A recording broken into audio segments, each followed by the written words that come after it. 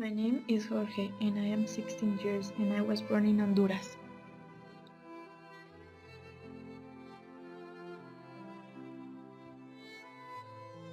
And this is my story of how I crossed to the other side to see my father.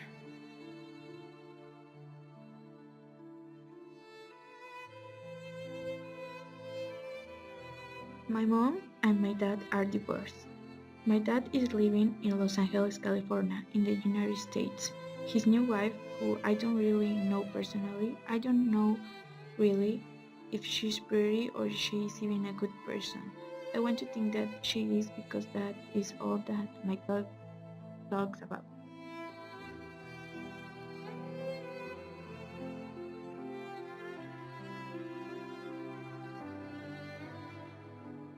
I live with my mom and she is also has a boyfriend, but he is not a really good person. He spent all of my mother's money on alcohol. I don't know what she saw in him.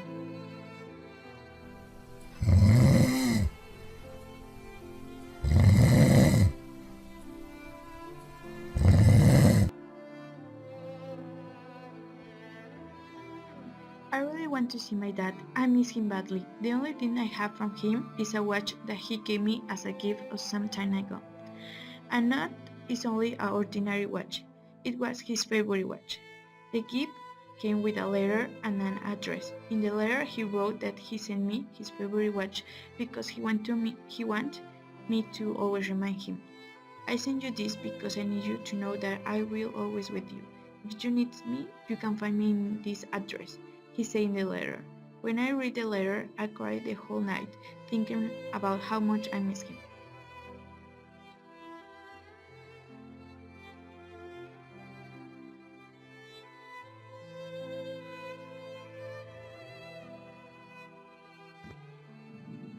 After 2 months, I decided to go to Los Angeles to return the watch to my father. Of course, that was only an excuse to see him again. But deep inside, I also knew that I never want to see again my mother's boyfriend, so I started packing my stuff when no one was in the house.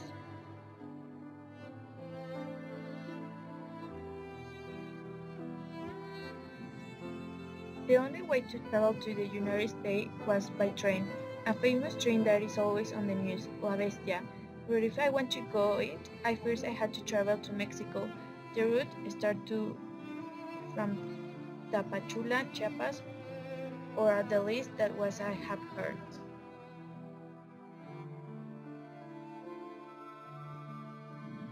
It was dangerous, especially when you only have 16, but it was a risk that I had to take because I couldn't bear to live with my mom anymore. She didn't want me anymore. She just wanted to be with her alcoholic boyfriend.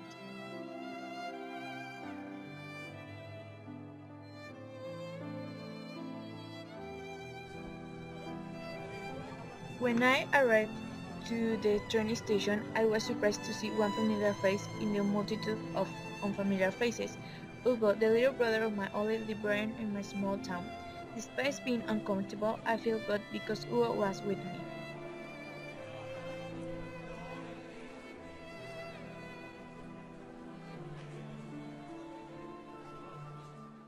You are too brave. Are you sure what are you doing?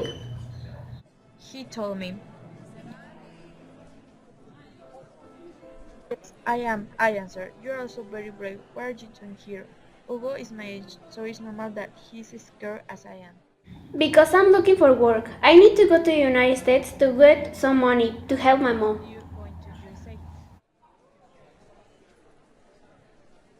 I did not ask any else. Maybe he didn't know when to answer, but I am sure that he really wanted to see a familiar face.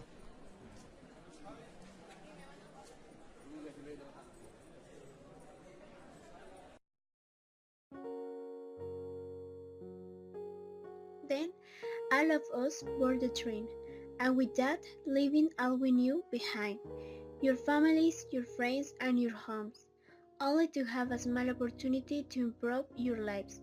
It was a large journey, a journey that I really don't know how I sustained. Practically through the trip, I felt nervous because what I did was not completely legal, without passport, visa, and other official documents. I was like an immigrant who dreamed of crossing the border, but with the difference of wanting to see his father with the excuse of return his watch. I was pretty sure that my father was going to be very surprised when he saw me, because he didn't know anything about my crazy idea of crossing Mexico to get the U.S.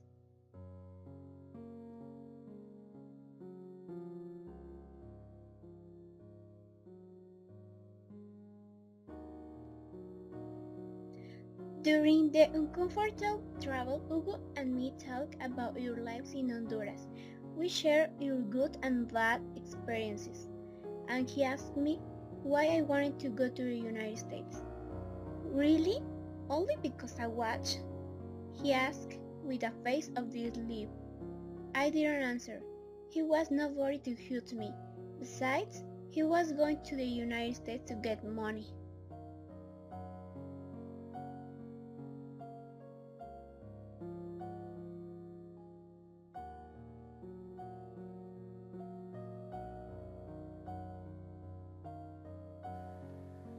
After a hard travel, we arrived at Tapachuelas, Chiapas, and we have to climb to another train, La Bestia. This was much more dangerous than the previous one, because this time we weren't going on the train, we were actually going on top of it. I went up and then I helped Hugo because for him it was much more complicated because of his weight. It was very desperate experience. The heat was scorching, the food we wore was ruined, the water from our bottles was vaporizing by the unbearable heat and the night it was the same. We lived with the fear of not falling. Hugo and I were holding hands to prevent the other from falling if we fell asleep. One night I made the mistake of realizing him because I also fell asleep. The last thing I remember is a scream. Hugo had fell and was how we were helmet by the train.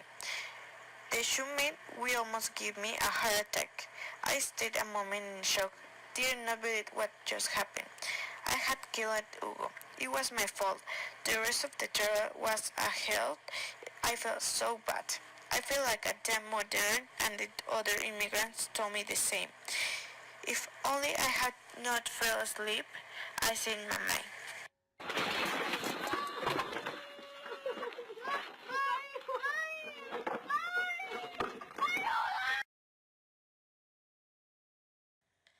For the rest of the year, I could not be blamed, and the others remind me of Hugo's death.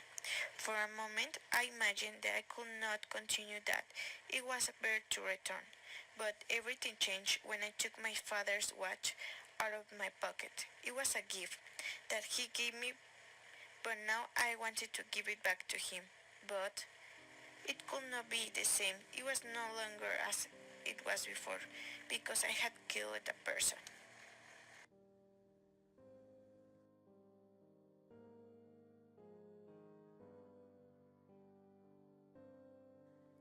Finally, we crossed the border and arrived to the United States, but my trip was not yet done. I had to go to California to see my father. However, I no longer wanted to do it. I felt dirty. I did not want my father to see me like this. It was a damn killer. The guilty was something that I continued for the rest of my life. Now I live in Texas and I did not want to see my father because of the shame that kills me.